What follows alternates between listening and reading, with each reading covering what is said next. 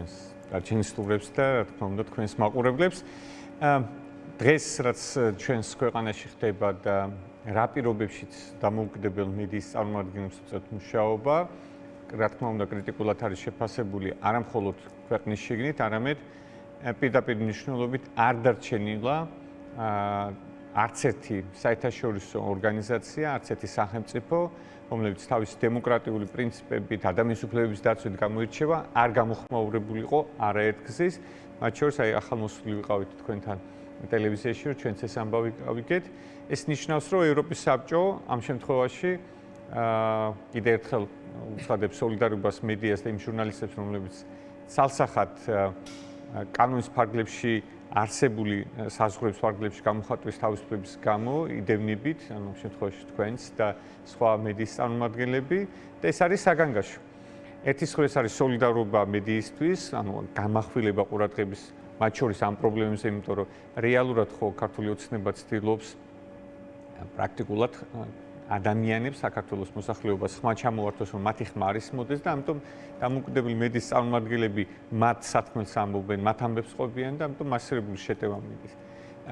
როგორც წესი, ნორმალ ქვეყანაში სახელმწიფო უნდა უპასუხოს ამ განცხადებას, რაზომები გადადგა, მაგრამ თუ გავითვალისწინებთ ბოლო 1 წლის განმავლობაში 300-ზე მეტი ინციდენტი დაფიქსირდა, რა დროსაც ერთი და იგივე ჟურნალისტი არაერთგზის გამხდარა ძალადობის, შეურაცხყოფის, უკანონო დაჯარიმების, სასამართლო პროცესის და ასე შემდეგ მსხვერპლი და ჩვენ დღეს რეალურად გვყავს არაერთი პოლიტპატიმარი და ქალბატონი მზია მაღლობელი, პირველი ქალი ჟურნალისტი, რომელიც არის სრულიად უკანონოდ პატიმრობაში და დღეს ბევრი რაღაც მოხდა. მათ შორის იგივე სოლიდარობასთან დაკავშირებით, ევროპის პარლამენტმა რეზოლუცია მიიღო მზია მაღლობელთან და ზოგადად მედიასთან დაკავშირებით და კიდევ ერთხელ ხაზი გაესვა.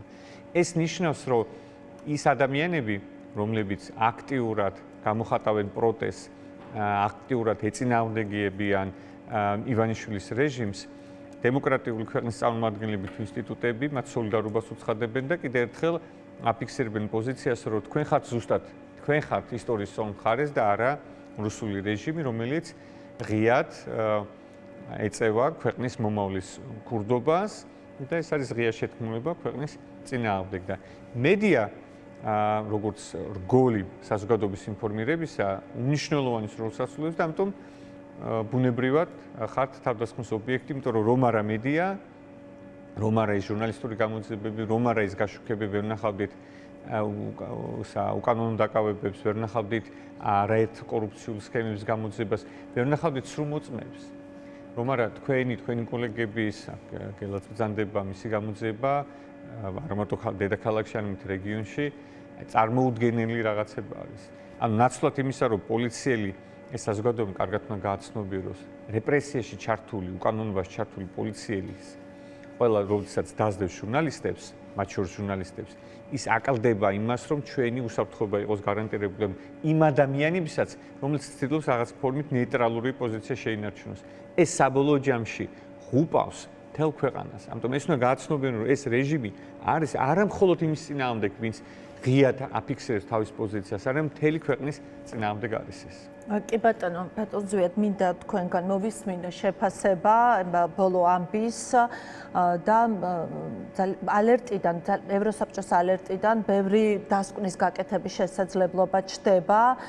საქმე ეხება მხოლოდ პოლიტიკური შინაარსის პოსტებს, აქ საუბარია, რომელიც სახელმწიფო ჩინოვნიკებს ეხება, აქ საუბარია, რომ ეხება სიტყვიერ შეურაცხყოფას პოლიტიკოსების მიმართ და ეს არის ცალსახად დარღვევა, ჟურნალისტები არ სამართლდებიან ფაქტობრივი ცილისწამებისთვის ან მუქარისთვის, არამედ მათი საჯარო პოზიციისთვის ეს არის ხაზგასმული. რა შეგიძლიათ გითხრათ ამასთან დაკავშირებით? რა უნდა ვთქვათ? პირველი ვთქვათ ის, რომ არც ერთ თქვენგანს აქ 6 ადამიანის გვარი ჩამოთვალეთ ხო, ვინც არის. თუმცა სხვაებიც არიან ჟურნალისტებზე. ეხლა ხვალ ჟურნალისტები კი არა, ხვალ შეიძლება აკადემიური სფეროს წარმომადგენლები იყვნენ, შეიძლება რომელიღაცა ბიზნესმენმა რაღაცა დაწეროს და სულ ბოლოს ისეთმა ადამიანმა, რომელიც საჯარო სივრცეში შეიძლება აქამდე არ პოზიციონირებდა, იმან დაწეროს რაღაც და ეს ჩათვალოს ხელისუფლების წარმომადგენელმა, რომ არის დამაზიანებელი მისი პოლიტიკური თუ საჯარო იმიჯისთვის და ამიტომ გადაწყვიტოს რომ ფინანსური ჯარიმა დააკისროს მას, ხო? აი ეს თავისთავად აი ამ ნორმის არსებობა, როდესაც ის გაჩნდა ქართულ კანონმდებლობაში, იმ დღიდან გაჩნდა უკვე პრობლემა და ბუნებრივია ხა ევროპის საბჭო იმ კანონთან დაკავშირებითაც აკეთებდა განცხადებას და დღეს კონკრეტული მექანიზმით უკვე მთავრობა გააფრთხილა რომ განგაშია ასატეხი, იმიტომ რომ შენ უკვე ეს უკანონო ნორმა, ეს არადემოკრატიული ნორმა რო ჩაწერე კანონში, ამავდროულად ამისი ამოქმედება გადაწყვიტე და პირდაპირ პირველი ვისაც დაარტყი არიან ჟურნალისტები. რა თქმა უნდა, ეს არის სწორი პოზიცია და ეს არის გასაგები პოზიცია ჩემთვის ევროპის საბჭო იმიტომ არსებობს, რომ ეს დემოკრატიული სტანდარტები ევროსაბჭოს სივრცეში უნდა იყოს დაცული და პირიქით სხვა ქვეყნებსაც, სხვა სახელმწიფოებსაც გარკვეულწილად დაეხმაროს ამ სტანდარტების დაცვაში, მაგრამ ქართულ ოცნებას ამ სტანდარტების დაცვა უნდა და ჩვენ ამაზე ვსაუბრობთ ახლა. ქართულ ოცნებას ამ სტანდარტების დანგრევა უნდა. ამას აკეთებს ბიძინა ივანიშვილი მეთოდურად და აჩვევს ქართულ საზოგადოებას, რომ ხო, ეს არის ცუდი სტანდარტი და ეს უნდა დავანგრიოთ. ანუ ადამიანს გამოხატვის თავისუფლება უნდა კონდეს იმთავითვე შეზღუდული. ეს არის სახელმწიფოს პრეროგატივა, სახელმწიფო უკეთესად იცის, რა შეიძლება საჯარო სივრცეში Facebook-ზე ან სხვა რომელიმე სოციალურ პლატფორმაზე, ან თუნდაც სუფრაზე თქვას ვიკა ბუკიამ, ეს სახელმწიფო უკეთ იცის ვიდრე ვიკა. აღმოჩნდა რომ ასეა. ხო, ეს მექანიზმი შესთავაზა ქართულ საზოგადოებას, ქართულმა ოცნებამ და ბიძინა ივანიშვილმა. სხვა ხო არაფერი. ჩვენ ამაზე ვსაუბრობთ ახლა რამდენიც არ უნდა ვილაპარაკოთ ამაზე. ეს არის ის მახვილი, რომელიც აუცილებლად ყველა მოქალაქის კეფასთან მივა. ეს ასე არ ჩაივლის, რომ მარტო დაამშვიდოს რა ვიცი, მარიამ ლაშხვან, ნინო წილოსანმა, მამუკა მდინარაძემ თავისი ამომრჩევლები, რომ არა, ამით ჩვენ აი ამ თავგასული ადამიანების მორჯულება გვინდა ეხლა და იმითო გავაკეთეთ ეს თქვენ ხომ არ მოგწონთ, როცა ისინი ჩვენ მონას გვიძახიან. ხვალ მისი ამომრჩეველი დაუძახებს მას მონას აუცილებლად დაუძახებს და იმის კეფაზეც მივა ეს მახვილი. ეს გარდაუვალი პროცესია თუ ჩვენ ახლავე არ გავაჭერეთ ეს და არ ვთქვით რომ უნდა შევწყვიტოთ დემოკრატიის ნგრევა ქვეყანაში. იმიტომ რომ თუ ჩვენ ამას დავანგრევთ ერთ მიმართულებით მეორე, მესამე წინა გადაცემაშიც როცა ვიყავი თქვენთან მაგას საუბრობდი რომ მარტო გამოხატვის თავისუფლებას არა, მარტო მედიის თავისუფლებას არა, მარტო სამართლიან სასამართლოს არა, მარტო საკუთრების უფლებას არა, ყველაფერს ერთად ანგრევს ქართული ოცნება. ყველაფერს ერთად ჯამურად, იმიტომ რომ მან უნდა უთხრას ქართულ საზოგადოებას, რომ დიახაც ჩვენი განაცხადი არის არადემოკრატიული ძალაუფლების დამყარება და თქვენ რო გონიათო დემოკრატია კარგია, მე ამ დემოკრატიას ძირშივე მოსვლა. ამას ეუბნება ქართული ოცნება. ამას ეუბნება ბიძინა ივანიშვილი ქართველ მოქალაქეებს, საქართველოს მოქალაქეებს და ახლა ჩვენ წარმოვიდგინოთ ეს განგაში, რომელიც ატყდა სტრასბურგიდან, არის ძალიან მნიშვნელოვანი ჩვენთვის, რა თქმა უნდა, ჩვენ სწორად ვაგებინებთ დემოკრატიულ სამყაროს ჩვენს პრობლემებს და ჩვენ გამოწვევებს. ისინი სწორად რეაგირებენ ამაზე, მაგრამ ახლა ჩვენ ვდგებით ფაქტის წინაშე, რა რეაქცია ექნება ამაზე ირაკლი კობახიძეს. ან მაკა ბოჭურიშვილს. რა რეაქცია შეიძლება მათ ჰქონდეთ? რა თქმა უნდა, მათი რეაქცია იქნება სიყრუე. ისინი ჩარგავენ თავს და იტყვიან, რომ არ გაუგონიათ ეს განგაში.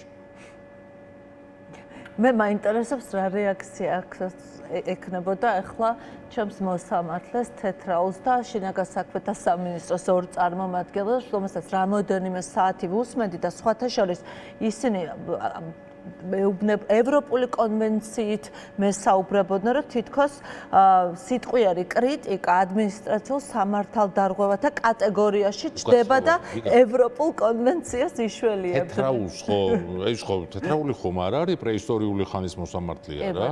ახალგაზრდა ადამიანია, ეხლა ისწავლა 2000-იან წლებში მიიღო განათლება მან, ხო? 90-იანი წლები, 2000-იანი წლები, აი ამ თანამედროვე მას ხო საბჭოთა სამართალი არ გაუხდია საყრდენად, ხო?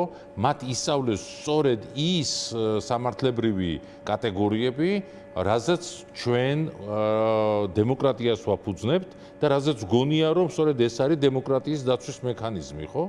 სამართლიანობა კანონში ჩაწერილი ნორმა რა არის? ეს არის სამართლიანობის უზრუნველყოფა და ეს არის ამ დემოკრატიული გარემოს უზრუნველყოფა. ეს იცის ჩვენმა მოსამართლემ. ნანუკას მოსამართლემ, ყველა მიცის ეს.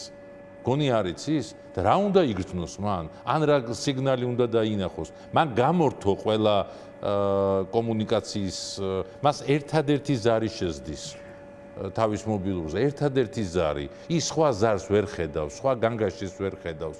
უბრალოდ მას ძალიან უნდა რომ ბიძინა ივანიშვილმა დაურეკოს. არა, მას მურუსიძე ურეკავს. იმიტომ რომ მურუსიძე მიცის მარტო რა უნდა ბიძინა ივანიშვილმა. მადლობა, მართლაც ძალიან კარგად არის ნათქვამი, რომ ერთადერთი ზარი შეძდით. გელას მინდა ვკითხო, სხვათა შორის